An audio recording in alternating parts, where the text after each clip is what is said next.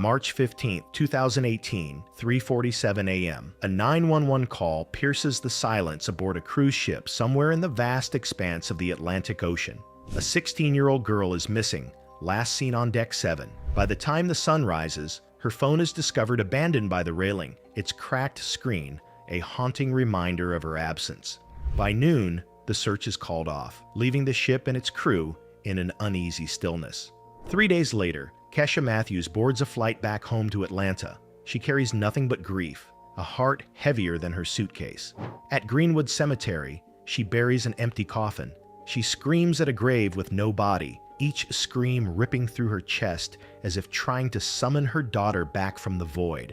For 6 long years, Kesha learns to exist with a pain that has no name, the kind of grief that refuses to fade no matter how hard she tries. And then, one ordinary Saturday afternoon in Puerto Rico, a woman walks by. Kesha stops dead in her tracks. She looks just like Maya. The woman is with 2 children, a fleeting image of what could have been. For a brief, unbearable moment, Kesha imagines her daughter alive, a mother now. Then a man approaches and places a gentle kiss on the woman's head.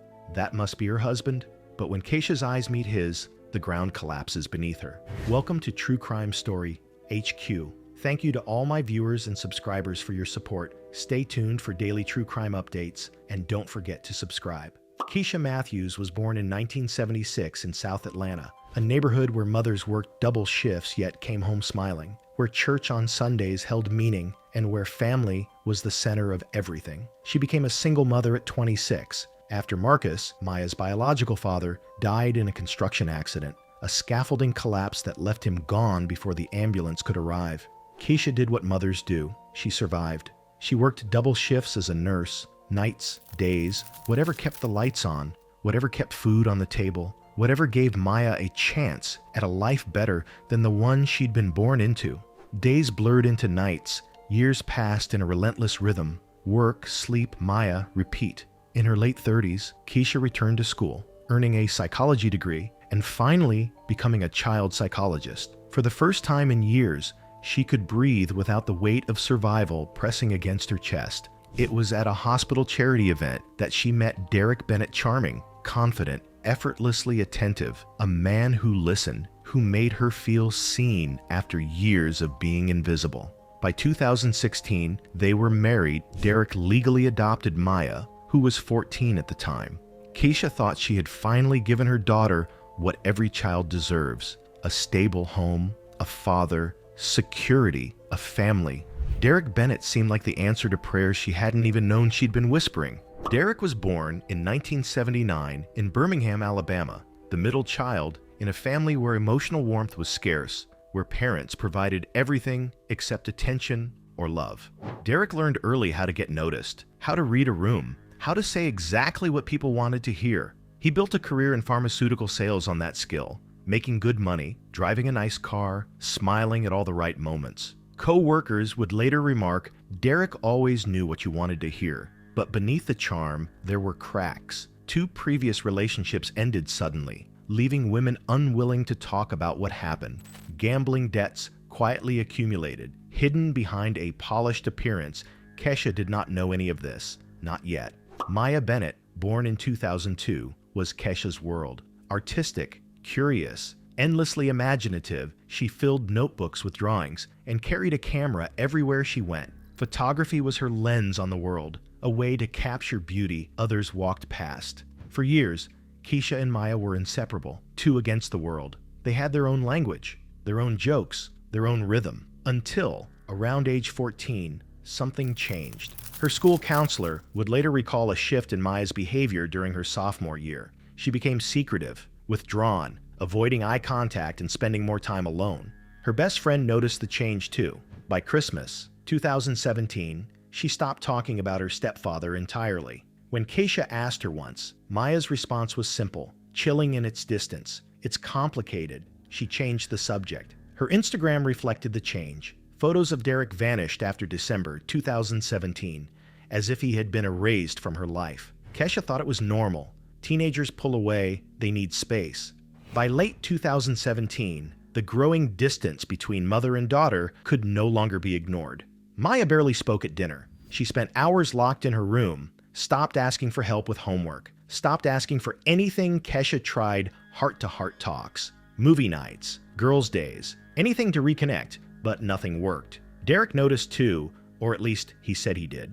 In January 2018, Derek proposed a solution, a family cruise, 10 days in the Caribbean, just the three of them. No distractions, a chance to reconnect. Kesha, desperate to mend the growing chasm, wanted to believe him. She imagined the cruise would restore the closeness they had lost. Derek handled all the arrangements, booking tickets, choosing the cabin, and picking the dates. March 8th, 2018. Carnival Destiny departs from Miami. 7 decks, 3,000 passengers, and one family teetering on the edge of collapse to the outside world. They seemed normal, but the cabin steward noticed Maya spending hours alone on the balcony, staring at the water, lost in her thoughts. Kesha kept a journal, pouring her anxieties onto paper, trying to process the unease building within her. Day 2. Maya won't eat with us. Ordered room service. Derek says I'm smothering her. Maybe he's right. Day 4. March 11th, Cozumel, Mexico. Kesha embarks on a Mayan ruins tour, hoping to recapture even a fragment of her daughter's curiosity. She invites Maya to join, but Maya refuses, saying she wants to stay at the pool with Derek. When Kesha returns, Maya is nowhere to be found. Derek offers shifting explanations. Teen club, arcade, back in the cabin. Something about the stories does not add up, but Kesha brushes it aside, unwilling to face the possibility of a darker truth. March 12th to 14th, the unraveling continues. Staff notice Kesha's anxiety, her repeated inquiries about Maya. Derek reassures her, telling her she is overreacting, that Maya is exploring the ship like any typical teenager. Kesha wants to believe him, clinging to hope even as her instincts scream otherwise. Night of March 14th, the last family dinner. The tension is palpable. Derek eats quietly, detached.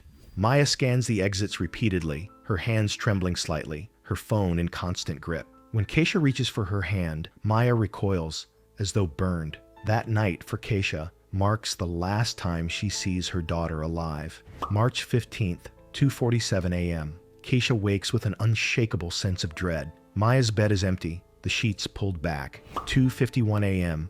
Bathroom, balcony, hallway, nothing. 3:03 a.m. Derek is found in the hallway, fully dressed, claiming he woke up to discover Maya missing. 3:15 a.m. Ship security is alerted. 3:52 a.m. A passenger on Deck 9 reports something in the water near Deck 7. Could it be a person? Debris? Nobody knows. 4:20 a.m. The search begins. Crew members scour every deck, every cabin, every storage room.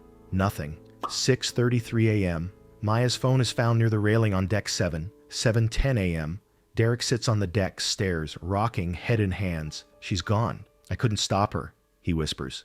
The ship announces a passenger overboard. No body, no witnesses, only speculation. Security footage reveals blind spots, areas where a person could vanish without a trace. The Carnival Destiny docks March 16th in Miami. Investigation handed over to Miami-Dade police and the FBI within 48 hours. The case is closed. Accidental death, possible suicide, no evidence of foul play. Kesha returns to Atlanta, carrying paperwork, a death certificate, and the heavy weight of grief. Derek accompanies her, grieving, or so it appears. March 24th, Greenwood Cemetery. Maya's casket is empty. Kesha screams at the grave, collapsing to the ground, repeating over and over, "She's not in there, she's not in there." Derek stands beside her, distant and calm, leaving friends puzzled. By April 2018, Kesha spirals. She cannot work, cannot sleep, cannot eat. Medication lines her nightstand. Derek is present, but absent. By mid-April, he moves to the guest room, claiming he cannot bear the grief. Bank records reveal what Kesha does not know. Derek opened a separate account, transferred money offshore, and made multiple calls to an unknown number in the Bahamas during the cruise, including the night Maya disappeared. Miami-Dade police and the FBI have this information, but the case remains closed. No follow-up. May 2nd, 2018. Derek leaves. 2 suitcases. No explanation beyond, "I can't do this anymore." Kesha begs him to stay. He does not. Divorce finalized within 30 days. Unusually fast. By mid-June, Derek disappears completely. No address, no contact, no trace. Summer 2018. Keisha downsizes her home, packs Maya's belongings with reverent care, attempts to return to work, but collapses after just a few days July. She attempts suicide, rescued, and hospitalized. Sister Janelle moves in to help. August 2018. Janelle convinces Keisha to attend a support group for parents of lost children. Keisha sits in the back that first night, trying to breathe in a world that has lost all sense of normal, trying to find footing in a life that has been shattered beyond repair.